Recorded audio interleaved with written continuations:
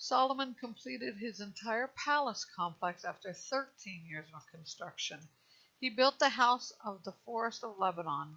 It was 150 feet long, 75 feet wide, and 45 feet high, on 4 rows of cedar pillars with cedar beams on top of the pillars.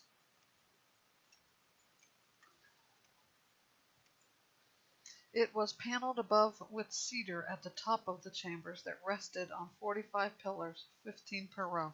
There were 3 rows of window frames facing each other in 3 tiers. All the doors and doorposts had rectangular frames, the openings facing each other in 3 tiers. He made the hall of pillars 75 feet long and 75 feet wide. A portico was in front of the pillars, and a canopy with pillars was in front of them. He made the hall of the throne where he would judge, the hall of judgment. It was paneled with cedar from the floor to the rafters.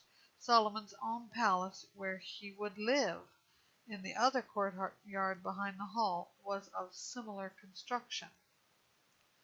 And he made a house like this hall for Pharaoh's daughter, his wife.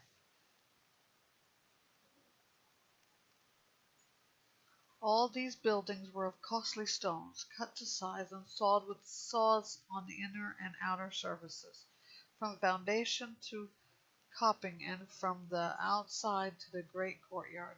The foundation was made of large, costly stones, 12 and 15 feet long. Above were also costly stones, cut to size, as well as cedar wood. Around the great courtyard, as well as the inner courtyard of the Lord's temple and the portico of the temple, were 3 rows of dressed stone and a row of trimmed cedar beams. King Solomon had Hiram brought from Tyre. He was a widow's son from the tribe of Naphtali, and his father was a man of Tyre, a bronze craftsman. Hiram had a great skill, understanding, and knowledge to do every kind of bronze work. So he came to King Solomon and carried out all his work.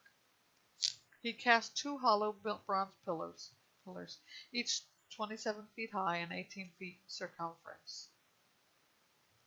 He also made 2 capitals of cast bronze and set on top of the pillars. 7.5 feet was the height of the first capital, and 7.5 feet was also the height of the second capital. The capitals on top of the pillars had gratings of lattice work, reeds made of chainwork, 7 for the first capital and 7 for the second. He made pillars with 2 encircling rows of pomegranates on the one grating to cover the capital on top. He did the same for the second capital, and the capitals on top of the pillars and the portico were shaped like lilies 6 feet high. The capitals on the 2 pillars were also immediately above the rounded surface, next to the grating, and 200 pomegranates were in rows encircling each capital. He set up the pillars at the portico of the sanctuary. He set up the right pillar and named it Jachin, and he set up the left pillar and named it Boaz. The tops of the pillars were shaped like lilies. Then the work of the pillars were completed.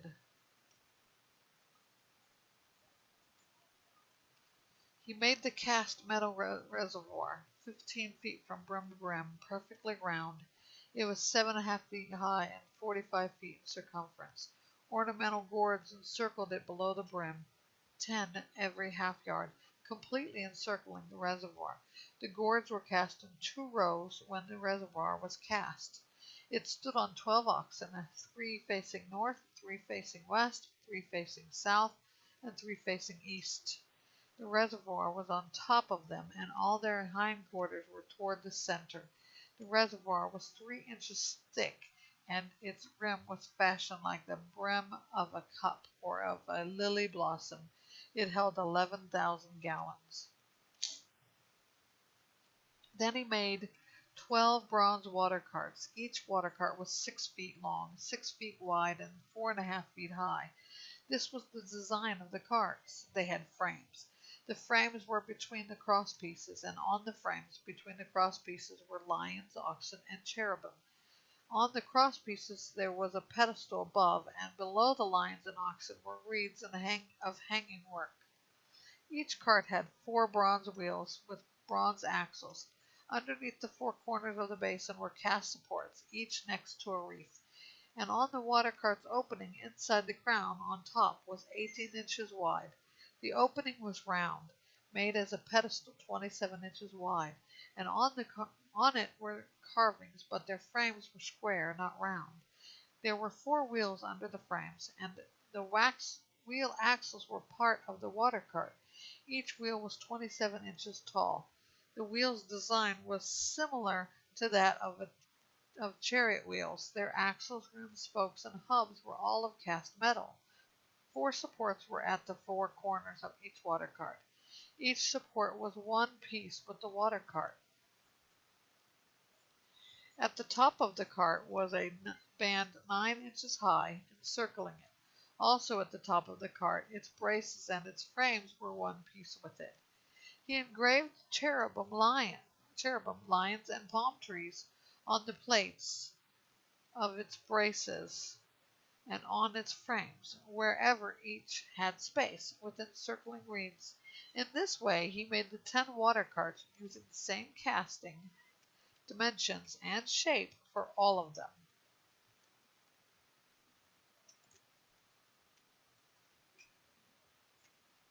Then he made 10 bronze basins, each basin holding 220 gallons, and each was 6 feet wide, one basin for each of the 10 water carts.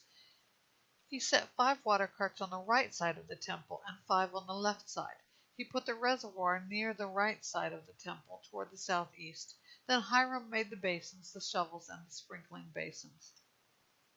So Hiram finished all the work that he was doing for King Solomon on the Lord's temple: 2 pillars, bowls for the capitals that were on top of the 2 pillars, the 2 gratings for covering both bowls of the capitals that were on top of the pillars, the 400 pomegranates for the 2 gratings, 2 rows of pomegranates for each grating, covering both capitals bowls on top of the pillars.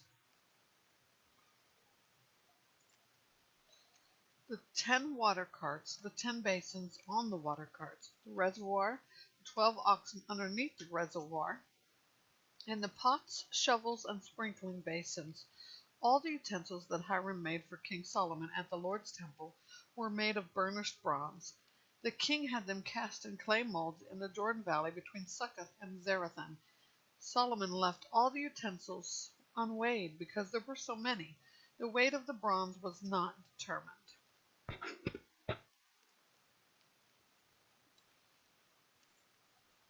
Solomon also made all the equipment in the Lord's temple: the gold altar, the gold table that the bread of the presence was placed on, the pure gold lampstands in front of the inner sanctuary, 5 on the right and 5 on the left, the gold flowers, lamps, and tongs, the pure gold ceremonial bowls, wicks, trimmers, sprinkling basins, ladies, and fire pans, and the gold hinges for the doors for the inner temple, that is, the most holy place, and for the doors of the temple sanctuary.